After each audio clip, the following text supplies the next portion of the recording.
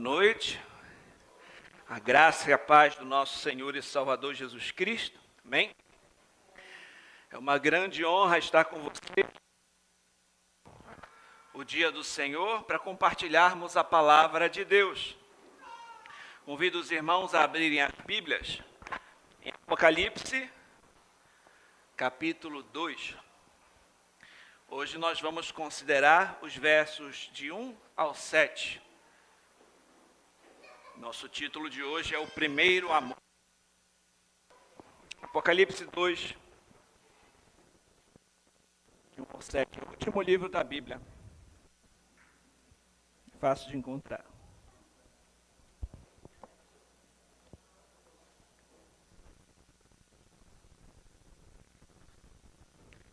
Ao anjo da igreja em Éfeso escreve: estas coisas diz aquele que conserva na mão direita as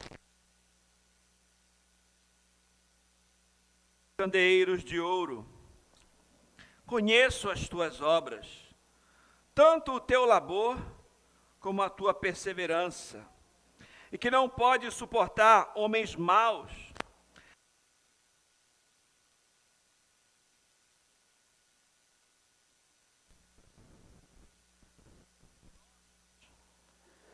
Tens a perseverança, suportastes provas por causa do meu nome. Não te deixaste esmorecer. Tenho, porém, contra ti, que abandonaste o teu primeiro amor.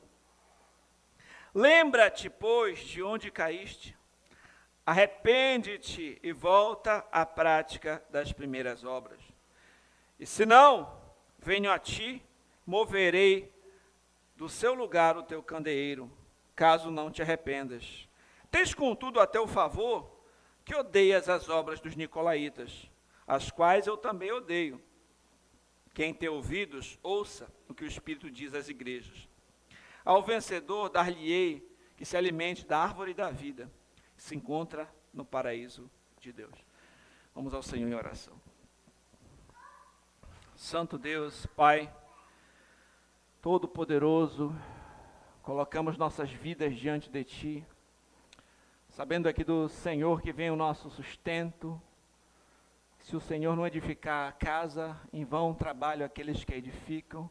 Sem Ti, Pai, eu nada posso fazer. Eu te peço, Pai, me usa como instrumento para expor com fidelidade a Tua palavra, a Tua igreja que aqui se reúne. Te peço que o Senhor prepare os nossos corações como um solo fértil, para receber a Tua boa semente. Eu reconheço, Pai, que sem Ti eu nada posso fazer. Eu sou totalmente dependente de Ti. Mas que o Teu Santo Espírito venha agir com poder em nosso meio. Toca em nossos corações, Senhor. Enche-nos do Teu Espírito. Convence o homem do pecado, da justiça, do juízo. Fortalece a Tua igreja, alcança o perdido. Glorifica o Teu nome. Eu oro em nome de Jesus. Amém. O primeiro amor é o título deste sermão. Imagine uma esposa, está casada com seu marido, ela continua fazendo todas as suas atividades da casa, ela cuida dos filhos, ela serve o seu marido, mas tem um detalhe: ela não o ama mais como antes, ela não tem mais desejo por ele, ela não sente mais nenhuma atração por ele, o seu amor simplesmente esfriou.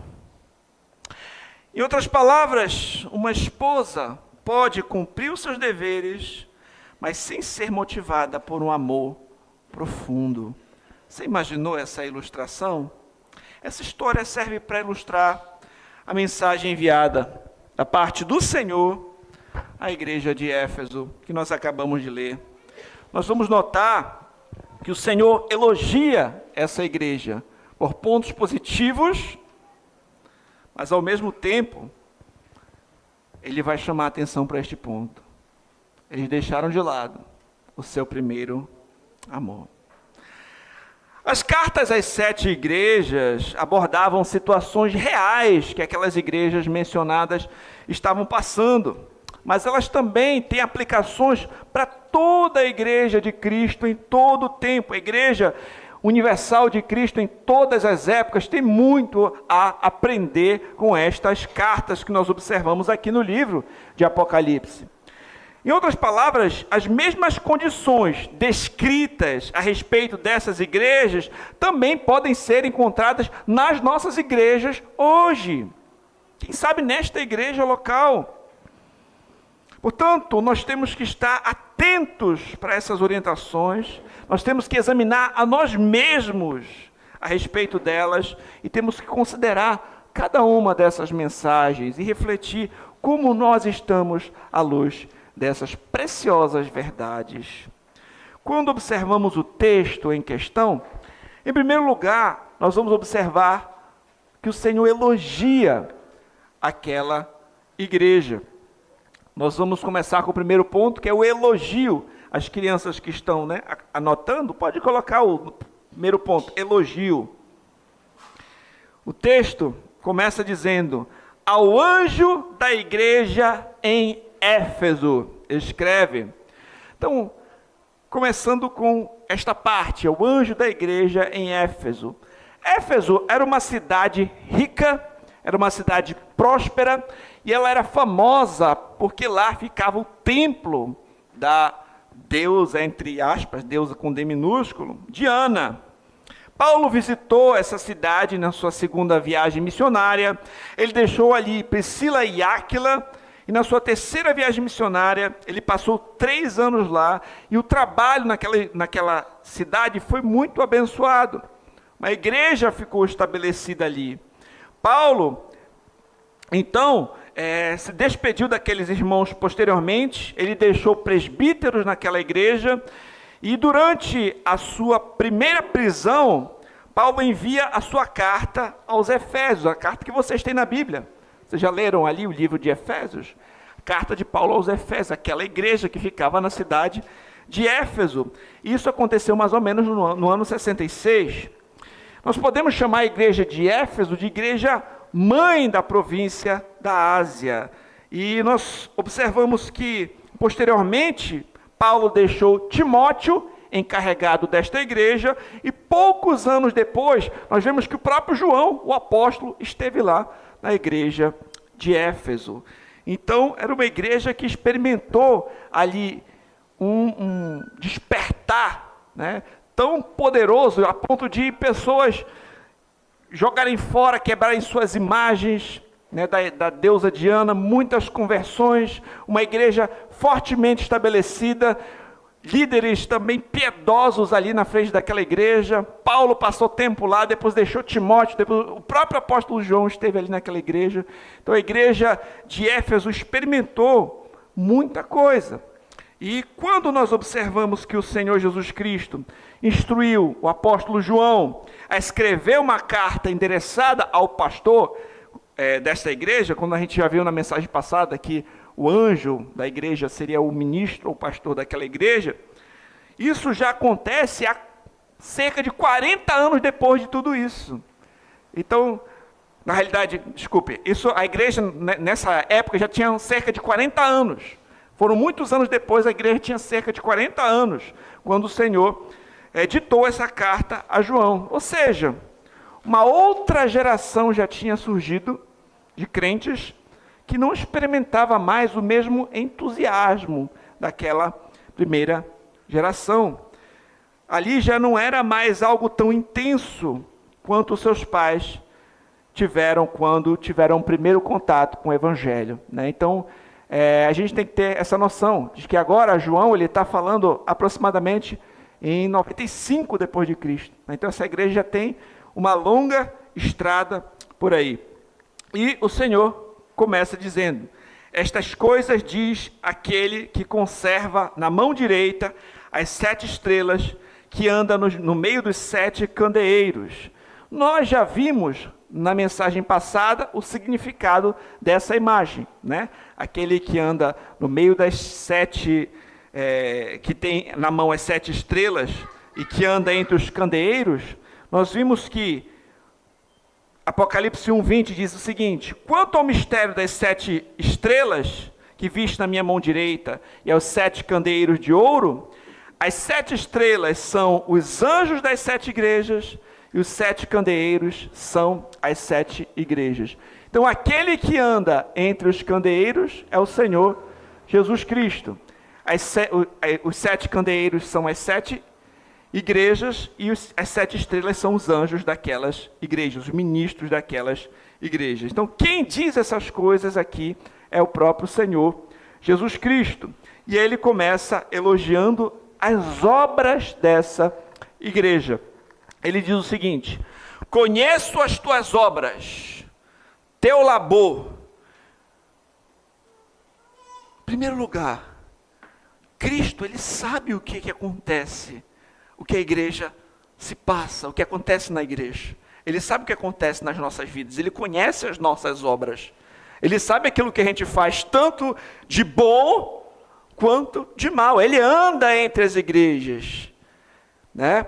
A igreja de Éfeso, disse John Stott, era uma verdadeira colmeia de membros dedicados. Seu trabalho era notório, cada membro fazia algo para Cristo. Eles eram diligentes e conscienciosos, ou seja, era uma igreja que não era parada, ela era uma igreja ativa. Os membros daquela igreja trabalhavam. O Senhor fala que ele conhecia o labor daqueles irmãos. Então, os membros da igreja de Éfeso eram membros que estavam, de certa forma, comprometidos com o trabalho na igreja, um serviço. Eles faziam alguma coisa, eles não estavam parados, eles não estavam inativos. O Senhor elogia isso. O Senhor também elogia a perseverança daquela igreja. Só um detalhe, quando a gente observar os elogios, a gente tem que parar para pensar, será que esses elogios também se encaixam na nossa igreja? A nossa igreja também é uma igreja de membros comprometidos. Nós, como membros da igreja, somos comprometidos com o labor, com o trabalho, com o serviço ao Senhor na igreja. Isso também é algo a gente refletir, tanto quando formos falar a respeito dos elogios, quanto das críticas. Então a gente tem que aprender com aquilo que foi elogiado, quanto também tomar cuidado e avaliar nós mesmos em relação aos pontos de cautela. Então o Senhor também elogia a perseverança. Ele diz: como a tua perseverança. Os crentes ali em Éfeso enfrentaram oposição. Era uma cidade que concentrava diversas religiões e também acabou se tornando um centro de adoração ao imperador. Vocês lembram que eu falei para vocês que Domiciano, o imperador, naquela época queria ser adorado como Deus. Éfeso era uma das sedes onde as pessoas adoravam o imperador, né? Então, ser cristão ali era ser impopular. Os crentes eram odiados por muitos, eram desprezados por outros, eram difamados, perseguidos. No entanto, esses irmãos da igreja de Éfeso permaneceram firmes, mesmo diante de pressões. Eles não negaram a Cristo. Então, nós também observamos que o Senhor elogia a sua perseverança. Eles eram pressionados. No verso 3, observe o que o verso 3 diz: tens perseverança, suportar-te provas por causa do meu nome, e não te deixaste esmorecer. Você já suportou alguma prova por causa do nome do Senhor? Você já foi, de certa forma, prejudicado, xingado, ofendido, já mentiram ao seu respeito por você ser um cristão, já o caluniaram, já fizeram alguma coisa contra você por você ser um cristão? Quando nós perseveramos, mesmo em meio a pressões e tribulações e dificuldades, nós também estamos aqui nesse caminho que o Senhor elogiou. Perseverança, mesmo em meio a tribulações. Certo? E o Senhor também elogia um outro aspecto, a ortodoxia daquela igreja. O que é ortodoxia? Caso a criança que está anotando não sabe qual é a palavra, ortodoxia é a doutrina reta, é o ensino correto, é o ensino fiel, é a sã doutrina. Aquela igreja também estava comprometida com o ensino fiel, com a ortodoxia. A palavra diz: não pode suportar homens maus, e que puseste à prova os que a si mesmos se declaram apóstolos e não são, e achaste mentirosos. Falsos apóstolos não começaram de hoje não, desde aquela época retinha.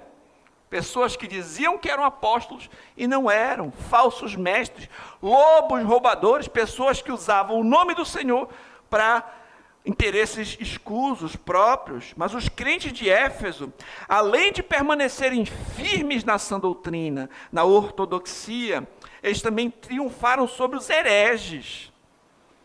Em outras palavras, essa igreja foi louvada pela sua intolerância com os falsos mestres. Olha como é interessante isso. Às vezes é uma coisa boa você ser intolerante, parece estranho, né? Mas quando se trata de um herege que quer perverter o ensino do Senhor, levar a igreja por um outro caminho, enganar os irmãos, nós não podemos tolerar esse tipo de coisa. E eles foram louvados, foram elogiados por isso.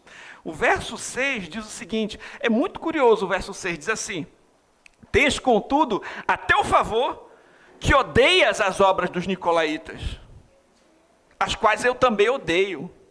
Tem um ódio que é santo, tem uma ira que é santa, odiar aquilo que Deus odeia. Aqui nesse caso as obras dos nicolaítas, que era um grupo de hereges que sustentavam doutrinas falsas, libertinas, tentando justificar práticas pecaminosas. Então, odiar o que Deus odeia é agradável ao Senhor também. Interessante isso, né? Por exemplo, se alguém ama bebês, vai odiar o aborto. Se alguém ama os judeus, vai odiar o holocausto, por exemplo. Se alguém ama o bem, vai odiar o que é mal. Então, essas obras dos nicolaítas eram doutrinas pervertidas, eram doutrinas de demônios, doutrinas desagradáveis ao Senhor, que levavam o povo a pecar. E o Senhor elogia a intolerância deles em relação a esses falsos ensinos para com a sua igreja. Isso é interessante, porque vai um pouco de contra a algumas coisas que nós ouvimos nos nossos dias, Mas a Escritura é dessa forma. E aqui a gente para refletir.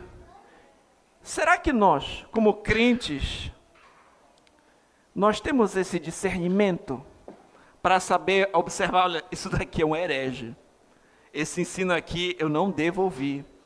Você é exposto a uma multidão de informações todo dia, ainda mais agora com a internet. Tem gente falando em nome do Senhor em tudo quanto é canal na internet. Você tem que tomar cuidado, você tem que ter discernimento para saber identificar e dizer, eu não vou me alimentar deste conteúdo. Isso aqui não corresponde com as sagradas letras. Esses irmãos aqui, na igreja de Éfeso, eram de certa forma como aqueles de Bereia. A Bíblia fala que os bereanos eram mais nobres do que os de Tessalônica. Por quê? Os bereanos, quando eles iam ouvir a palavra de Deus, sabe o que eles faziam? Iam ver nas Escrituras se as coisas eram de fato assim. Eles não simplesmente saíam aceitando a doutrina de qualquer um ou qualquer coisa que eles ouviam. Eles iam checar se esse ensino corresponde com a palavra. Nós também precisamos ter essa prática. Infelizmente, muitos crentes não têm discernimento. Muitos crentes toleram hereges. Tem uma quedinha por falsos mestres. Acabam seguindo práticas heréticas. Meus irmãos, nós não podemos ser assim. Ah, mas é tão gostoso ouvir ele. Mas tem veneno ali, então não escuta. Procura uma outra coisa.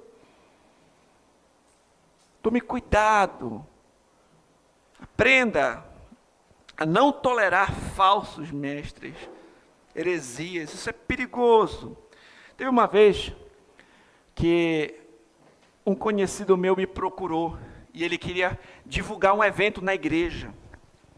Ele disse assim: pastor, vai ter um evento lá na comunidade X, eu não vou falar qual é o nome dessa comunidade. É o evento da apóstola não sei das quantas. Eu não vou falar também o nome da apóstola. E eu mandei um texto para ele mostrando que nem apóstola existia. E eu não tinha como divulgar aquele evento na igreja e fundamentei biblicamente mostrando por quê. Né? A gente tem que proteger a igreja.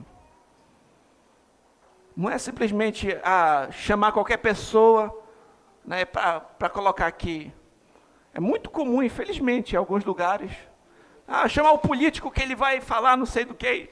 Entrega o microfone para a pessoa falar e você nem sabe o que ele vai falar, ou vai pedir voto ou alguma coisa assim. Ou chamar, não ter crivo, sabe? E alguns irmãos são assim.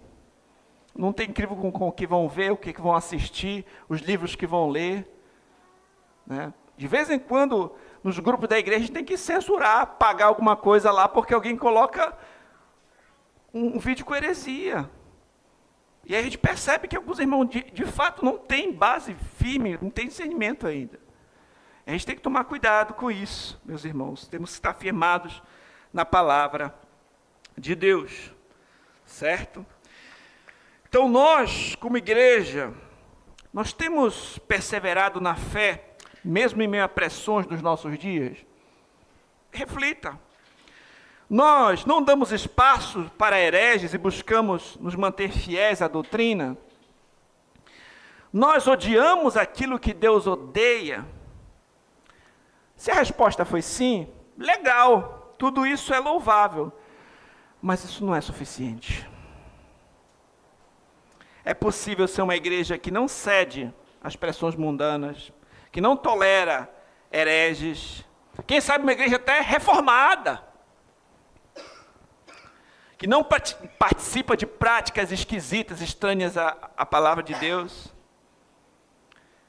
Mas isso não é tudo. Isso não é suficiente. Porque o Senhor também tinha uma crítica àquela igreja. Quando a gente começa observando os elogios, a gente pensa, nossa, essa igreja é demais, né? Eles perseveraram em meio a pressões, eles não toleraram falsos mestres, né? Eles eram uma igreja que trabalhava, laborosa. Mas o Senhor vai dizer, agora ponto 2, crianças, crítica, verso 4.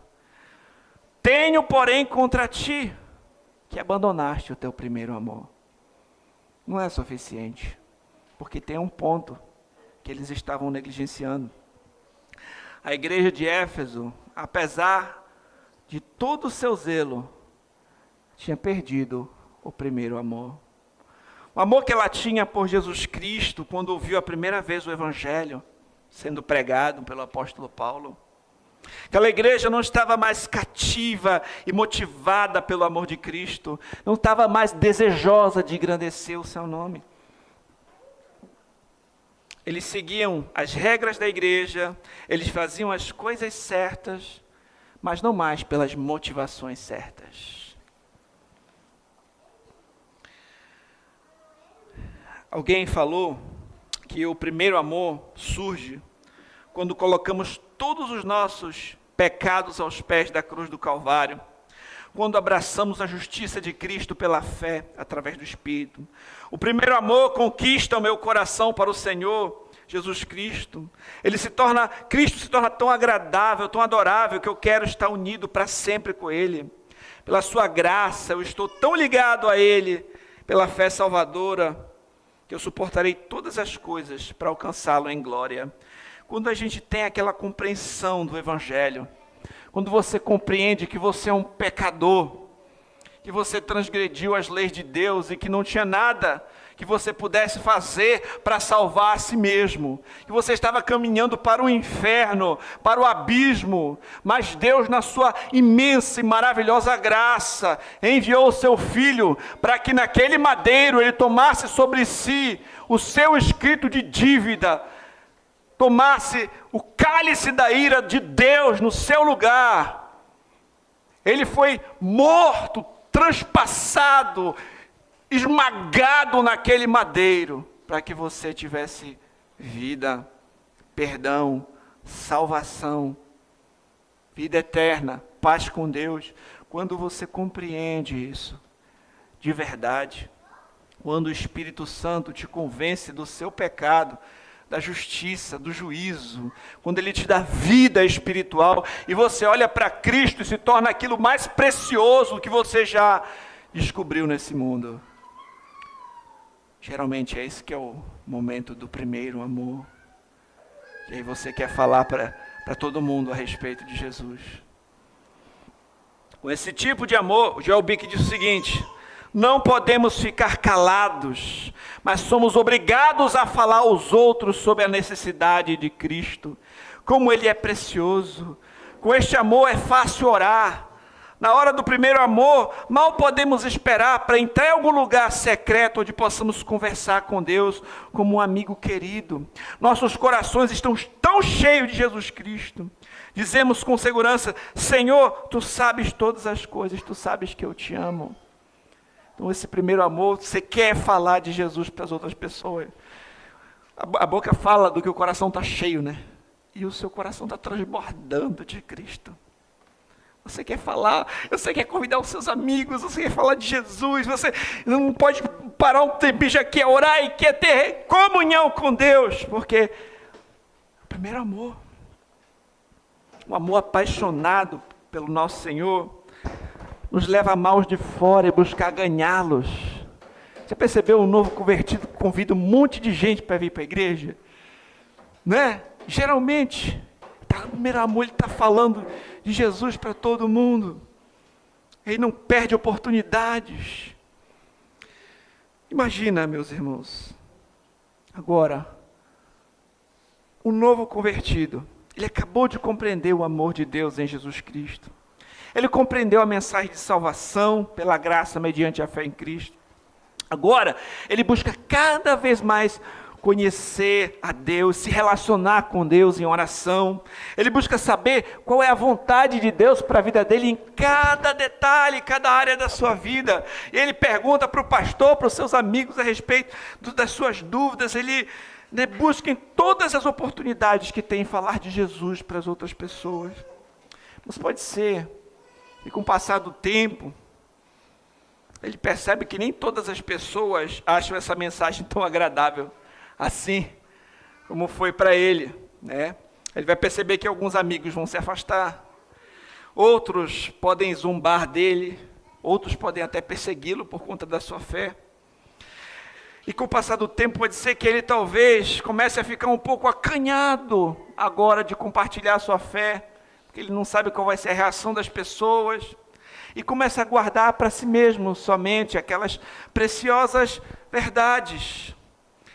Ele, sim, começa a se proteger de falsos mestres, ele já compreende que falsos mestres existem, e com o passar do tempo ele continua fazendo as suas disciplinas, defendendo a doutrina, os anos vão passando, a sua caminhada da fé vai continuando, mas ele percebe que algo ficou para trás. Ele não percebeu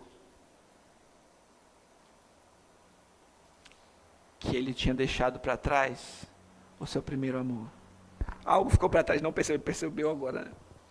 Pode ser que agora ele fale mais sobre Deus do que fale com Deus. Ele gosta, quem sabe, de falar sobre teologia, sobre um estudo bíblico, mas aquela comunhão com Deus pode ter esfriado. Pode ser que ele faz as coisas porque se tornou um hábito, mas o seu coração está distante do Senhor. Ele vai lá na igreja, faz o que tem que fazer, vai na reunião, até confessa pecado, mas tudo aquilo ali meio que é automático, sabe? Aquele entusiasmo de apresentar o seu amado para os outros se perdeu. Algo está errado e ele precisa fazer alguma coisa em relação a isso. Estou descrevendo um personagem fictício para ilustrar como a igreja de Éfeso se parecia. No Antigo Testamento, Deus muitas vezes comparou a nação de Israel como a sua noiva e ele como seu marido.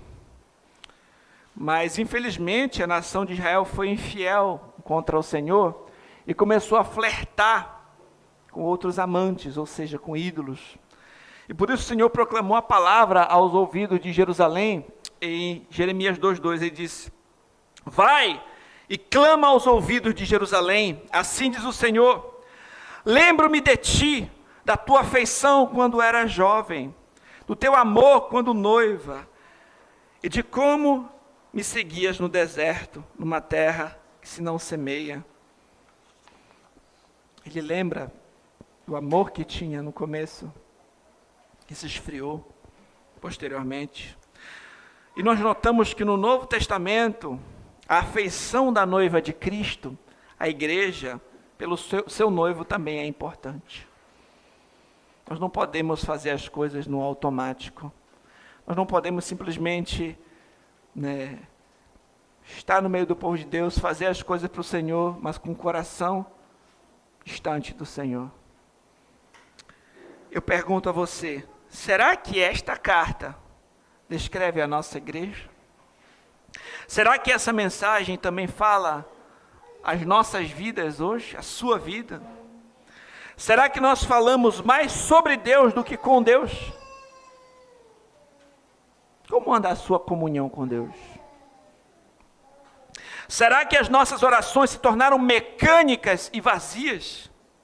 Será que a nossa confissão de pecado resulta em um arrependimento verdadeiro, um abandono ao pecado? Ou tem sido somente um ritual? Tem que confessar, confessa já no geral, já nem para refletir seriamente em relação àquilo. Nós desejamos verdadeiramente honrar a Cristo. Você, sinceramente, deseja honrar a Cristo com a sua vida? Nós demonstramos amor a Deus e ao próximo com as nossas vidas? O nosso coração está cheio de amor a Cristo, a ponto de o Evangelho transbordar de nossos lábios para outras pessoas? Olhando para trás, você considera que já foi mais próximo do Senhor do que está hoje? Isso aqui é importante. Quando você olha para trás, você vê que tem crescido na fé, tem amadurecido, você olha e vê, puxa, como lá atrás eu era. Qual é a sua forma de considerar? Quando olha para trás, você era mais íntimo do Senhor, mais operoso, mais firme na fé do que é hoje? Ou você tem progredido na caminhada? Você se encontra num estado de apatia espiritual? Você deixou de lado o seu primeiro amor? Um autor chamado Daniel Akin diz: labor não substitui amor, pureza não substitui paixão, e as obras não substituem a devoção. E nós vamos para o nosso terceiro ponto. Crianças, exortação, terceiro ponto da mensagem de hoje, do verso 5 ao 7. Começa dizendo: lembra-te, pois, de onde caíste, arrepende-te e volta à prática das primeiras obras. Imagina um médico, o Senhor aqui como médico, ele dá o diagnóstico, mas ele também mostra qual é o caminho para a cura. Ele dá o remédio também. Ele mostra, olha, isso aqui está bem, mas isso aqui tem que ser tratado. Como é que vai tratar? Desse jeito. Então ele é o médico que dá o diagnóstico e dá o remédio. E qual é a maneira de nós reacendermos essa chama, esse primeiro amor? Em primeiro lugar, lembra-te. Lembrar. Você lembra da parábola do filho pródigo? Lembra que primeiro ele lembrou como era na casa do pai? Ele lembrou, antes de voltar para casa, no seu caminho de restauração, ele lembra como era bom na casa do seu pai. Nós precisamos de lembretes constantes do nosso Senhor Jesus Cristo. Lembrar do que ele fez por nós. Interessante que na ceia do Senhor, a gente traz a memória, por exemplo, do que o Senhor fez por nós. Por que, meus irmãos? A Bíblia diz que nós amamos porque Ele nos amou primeiro. O amor dele nos motiva a amá-lo. Então a gente traz à memória quem é o nosso Senhor, o que Ele fez por nós. Isso nos ajuda a medir se o nosso amor por Ele desapareceu ao longo do tempo. O mesmo autor que eu citei, Daniel Eyck, disse o seguinte: o lugar onde você se apaixonou por Cristo pela primeira vez é o lugar onde você entendeu pela primeira vez que Ele o amava. Não porque você merecesse ou pudesse merecê-lo, mas porque Ele simplesmente amou. O lugar onde você se apaixonou pela primeira vez, provavelmente, foi algum lugar perto da cruz. Como descreve o escritor de um hino: um dia estive junto à cruz. O amor e a misericórdia me encontraram. Perto da cruz, ó Cordeiro de Deus, traga suas cenas diante de mim. Lembre, você deve lembrar, você deve reconhecer. No caso, a pessoa precisa reconhecer que ela mudou. E mudou para pior. Lembre de onde caíste. Então o ardor, o brilho esvaneceu. O desempenho medíocre tomou conta. Né? Caíram de uma altura anterior. Se perderam no caminho. Precisam lembrar de onde caíram. Lembrar, né, quem é o nosso Senhor. Em segundo lugar, precisam se arrepender. O texto bíblico diz assim: lembra-te, pois, de onde caíste, arrepende-te. O filho pródigo, ele não apenas lembrou, mas ele voltou para a casa do pai dele. Não pode ser só um remorso, uma tristeza que não dá em nada. O arrependimento, ele envolve uma mudança de mente, uma mudança de atitude, que busca abandonar o pecado e se voltar para Deus. Então você precisa lembrar quem é o seu Senhor, qual era a situação que você estava quando encontrou o seu Senhor, observar que a situação piorou de lá para cá, e se arrepender.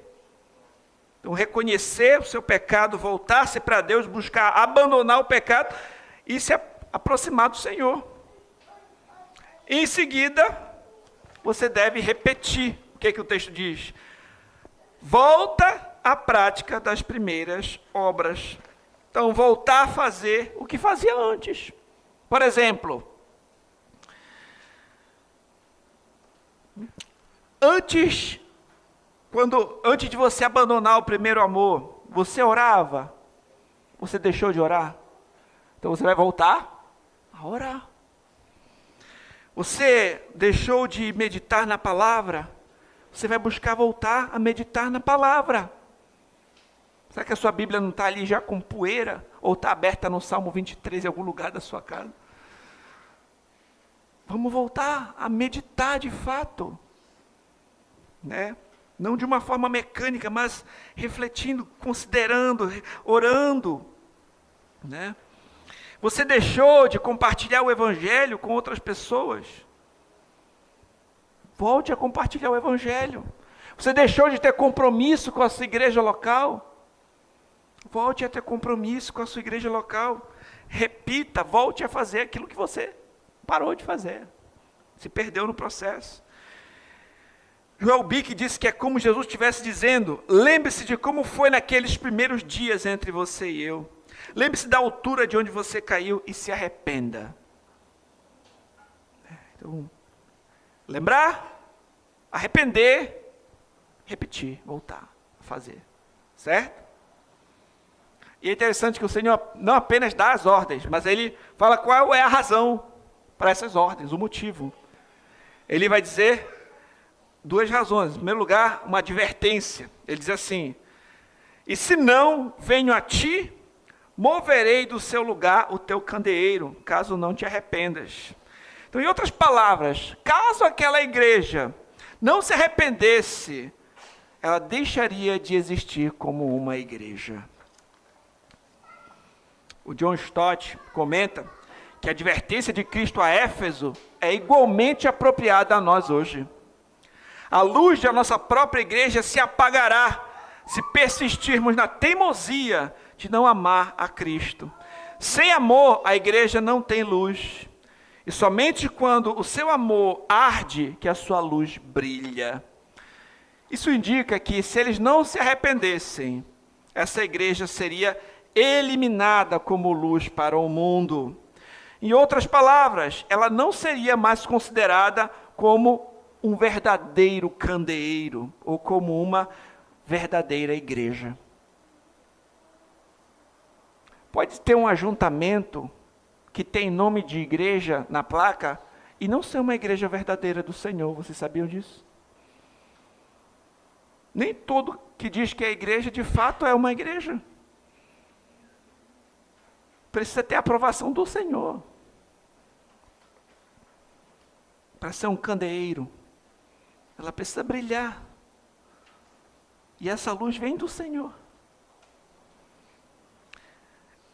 Ele fez uma advertência e também faz uma promessa. Aqui as razões, né? Quem tem ouvidos, ouça o que o Espírito diz às igrejas. Ao vencedor, dar-lhe-ei que se alimente da árvore da vida, que se encontra no paraíso de Deus. Essa fórmula, quem tem ouvidos para ouvir, ouça, o Senhor Jesus Cristo usou bastante no seu ministério. Vocês que leram já o Novo Testamento já ouviram, e aqui ele usa essa fórmula. E a mensagem aqui não se dirige somente a essa igreja em Éfeso, mas em todas as igrejas. Essa mensagem se destina à igreja do Senhor em todos os tempos e os lugares.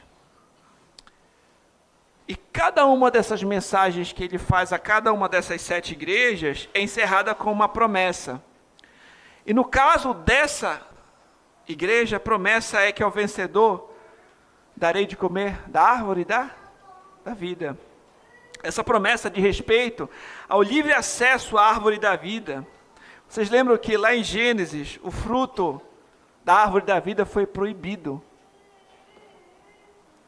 Por conta do pecado, o ser humano ele não pôde desfrutar da árvore da vida.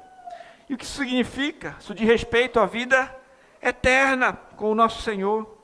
A vida eterna é conhecer a Deus, e o nosso Deus é amor. O Simon Kistemaker diz o seguinte: Jesus promete ao vencedor o direito de comer da árvore da vida. Ao se referir à árvore da vida, ele leva o leitor de volta ao início da história humana. Quando Adão e Eva pecaram, Deus os expulsou do jardim do Éden. Colocou um anjo com uma espada flamejante para guardar a árvore da vida. Vigiando o acesso a essa árvore, Deus impediu que nossos antepassados comessem o fruto da árvore da vida e assim vivessem eternamente no estado irremediável dos anjos caídos. A redenção do seu povo, que Jesus completará na consumação, inclui a promessa de que todos os que vencerem comerão da árvore da vida no paraíso. Lá no Gênesis, por conta do pecado de Adão, os seres humanos foram expulsos do jardim e Deus colocou um anjo com uma espada flamejante para que não entrassem e comessem da árvore da vida. Por conta do pecado de um, todos nós fomos proibidos de ter acesso à árvore da vida. Todos nós nascemos afetados por esse pecado e cometemos os nossos próprios pecados. Mas por conta da justiça de um, que é Jesus Cristo, que obedece perfeitamente à lei no lugar do seu povo, que cumpre as exigências divinas, que é morto na cruz do Calvário, que ressuscita para a nossa justificação, que está assunto aos céus, que foi assunto aos céus, está à destra de Deus. Aqueles que confiam em Jesus Cristo, que são esses mais que vencedores, que perseveram até o fim, eles comerão a árvore da vida. Aquilo que foi perdido no primeiro Adão é conquistado por Cristo. Então Cristo conquista aquilo que Adão falhou em conquistar. E aqueles que confiam no Senhor, que perseveram até o fim, vão poder desfrutar do fruto da árvore da vida, ou seja, da vida eterna com o Senhor para todo o sempre, em novos céus, em nova terra, onde habita a justiça. Essa é a promessa. E aqui, nós vamos refletir. Caso você reconheça que o seu primeiro amor foi deixado para trás? Você está aqui hoje e reconhece isso? Lembre-se de onde você caiu. Lembre-se o que Cristo fez por nós. Lembre do que você deixou para trás. Arrependa-se, confesse o seu pecado hoje ao Senhor. Volte-se para Deus. Volte a fazer o que você fazia antes. Como eu disse, você deixou de orar? Volte a orar. Deixou de meditar na palavra? Volte a meditar na palavra. Deixou de compartilhar o Evangelho? Compartilhe o Evangelho. Deixou de ter compromisso com a igreja? Volte a ter compromisso com a igreja. É tempo de se devotar ao Senhor novamente, de se aproximar do que te aproxima de Deus, de te afastar do que te afasta de Deus, de amar o que Deus ama, de odiar o que Deus odeia. A nossa igreja só brilha e vive enquanto ela é amorosa. Não deixemos de lado o amor a Deus e o amor aos outros. Que nós venhamos perseverar, meus irmãos, em Cristo até o fim. Que esta igreja venha brilhar em meio à escuridão. Que pela graça de Deus estejamos entre os vencedores que comerão da árvore da vida, junto ao Senhor em novos céus e nova terra. Para nós concluirmos, vamos lembrar que na mensagem de hoje, nós vimos, em primeiro lugar, o Senhor elogia a igreja por suas obras, por sua perseverança, pela sua ortodoxia. São pontos que foram elogiados por Cristo e devem também ser imitados por nós. Mas o Senhor também critica a igreja, porque ela abandonou o seu primeiro amor. E em terceiro lugar, o Senhor exortou a igreja a lembrar de onde caiu, a se arrepender e a repetir as boas obras, dizendo o motivo pelo qual deveriam fazer isso, para que não perdessem o seu, não deixassem de ser um candeeiro, né? E sim perseverassem no Senhor. E o Senhor também prometeu que ao vencedor seria dado o direito de comer da árvore da vida. E lembrando daquela ilustração que eu dei no início, a respeito do relacionamento de uma esposa com o seu marido, que ela continuava fazendo as coisas, mas esfriou. Quem sabe aquela esposa que nós falamos no começo, que ela fazia as suas tarefas por obrigação, que ela perdeu o amor pelo marido, quem sabe ela começa a cultivar um relacionamento com ele novamente. Quem sabe ela possa cultivar boas conversas, passeios com seu marido. Quem sabe ela possa voltar a ter intimidade com ele, cultivar admiração, respeito. Quem sabe aquela chama que se apagou venha a se reacender e esse casamento venha a servir de luz para muitos outros. Voltemos ao primeiro amor. Santo Deus e Pai, te agradecemos pela Tua palavra, Senhor. Ela nos instrui, nos ensina, nos corrige, nos admoesta. Pai, que a Tua palavra venha guiar nossas vidas, que nós não sejamos só ouvintes, mas praticantes da Tua palavra. Nós pedimos que o Senhor fortaleça essa igreja, não deixa que venhamos deixar de lado o nosso primeiro amor, Pai, mas que nossos corações venham, Senhor, estar ardendo por Ti, Senhor. Que nossos lábios venham proclamar louvores a Ti, o Teu Evangelho. Desperta o nosso coração, Pai. Não deixa que venhamos permanecer apáticos, mas desperta, Senhor, aquele que dorme. Que haja avivamento no Teu povo. Eu oro em nome de Jesus. Amém.